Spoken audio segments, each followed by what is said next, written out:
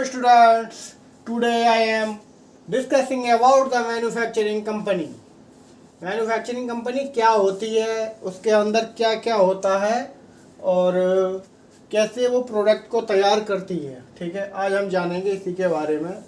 New chapter है आपका आज मैन्युफैक्चरिंग कंपनी.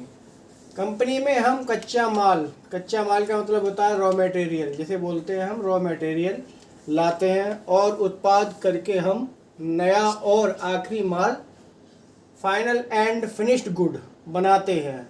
इसका मतलब ये समझिए रॉ मटेरियल क्या होता है. जैसे एक महिंद्रा कंपनी को ले लो आप. महिंद्रा कंपनी बहुत सारी कंपनियों को अपना अपना काम देती है कि कोई पंप बनाती है उसकी, कोई टायर बनाती है, कोई स्टीयरिंग बनाती है, कोई उसके अलग अलग पार्ट्स को बनाती है. और बनाने के बाद में वो कंपनी के अंदर असेंबल होते हैं महिंद्रा में. तो महिंद्रा कंपनी के अंदर फाइनल एंड फिनिश्ड गुड बनाते हैं. ठीक है, जिसे हम प्रत्यक्ष रूप से बाजार में बेच देते हैं. और कंपनी के अंदर जब ट्रैक्टर या आपकी थॉर बन के तैयार हो जाती है और वो मार्केट में सेलिंग के लिए तैयार होती है, तो वो होता है फाइनल गुड्स.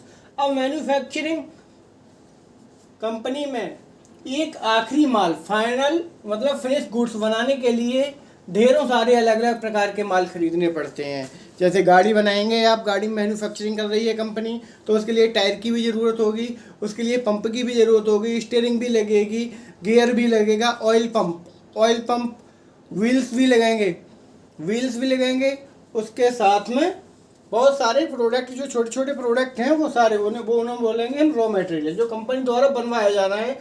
एक मैन्युफैक्चरिंग कंपनी द्वारा कम से कम 100 कंपनी को वो काम और वर्क मिलता है, जिससे हम फैक्ट्री में फाइनल करते हैं, उसे आखिरी माल तैयार करते हैं. अब करते हैं जैसे कि मैन्युफैक्चरिंग कंपनी एंड टेलीप्राइम में हम मैन्युफैक्चरिंग से जुड़ी हुई एक एंट्री को आज दर्ज करते हैं. यहाँ पे सबसे पहले क्या होता है, purchased goods from RK private limited raw material. हमने आरके एक कंपनी है आरके प्राइवेट लिमिटेड, जो हमारा रॉ मटेरियल को तैयार कर रहा है, कच्चा माल को बना के तैयार कर रहा है. तो यहाँ पे महिंद्रा को नहीं, यहाँ पे दूसरी है. तो इनवॉइस नंबर में क्या है, इनवॉइस आरके 13, उसका नंबर आ जाएगा, इनवॉइस नंबर आ गया.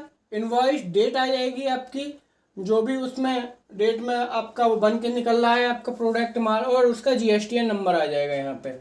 इसके बाद में हम आते हैं प्रोडक्ट क्वांटिटी, यूनिट क्या है, उसका रेट क्या है, टैक्सेबल इनकम क्या है और जीएसटी रेट क्या है. सबसे पहले हम आते हैं स्क्रू है हमारे 4000 इसकी क्वांटिटी जो होती है वो देखो, सबसे पहले यूनिट को क्रिएट करते हैं. यूनिट में हम इसे नोज में मतलब नंबर्स में देंगे इसे. ठीक है, तो यहाँ पे कितने हैं, 2. इसका रेट है 2 रुपये पर पीस के हिसाब से. तो जब हमारे 4000 हैं तो 2 रुपये के हिसाब से कितना हुआ, 8000. इस पर जीएसटी लग जाएगी 5%. ठीक है, इसके बाद में हमारा है मैग्नेट. स्क्रू के बाद में आता है मैग्नेट. 500 मैग्नेट्स हैं, केजीएस के हिसाब से आ रहा है ये, और आरएसएस का 50 रुपये पर पीस के हिसाब से. और इसका टोटल जो हुआ 5 × 5 = 25,000. ठीक है, इस पर जो जीएसटी लगेगा वो लगेगा 12%. हर प्रोडक्ट पर अलग अलग जीएसटी होता है. इसके बाद में आता है वॉइस कॉइल. 1000 पीस है यहाँ पे, क्वांटिटी 1000 पीस की है. पीसीएस में ऐसे हम यूनिट इसका पीसीएस है. आरएस है इसका 7,000. ठीक है, और टोटल अमाउंट जो बना इसका 70,000. इस पर जीएसटी जो लगेगा 18% लगेगा.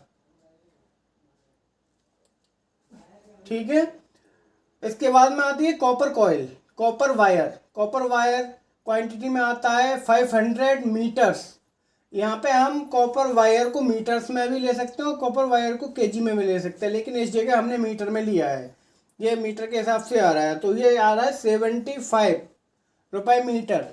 कौन सा वायर है ये, कॉपर वायर, जो हम इलेक्ट्रिसिटी में यूज करते हैं. ठीक है, तो 75 रुपये मीटर है इसमें. तो इसका टोटल हुआ 37,500 रुपीज़ टोटल, और प्लस इंक्लूड हो जाएगा इस पर 18% जीएसटी.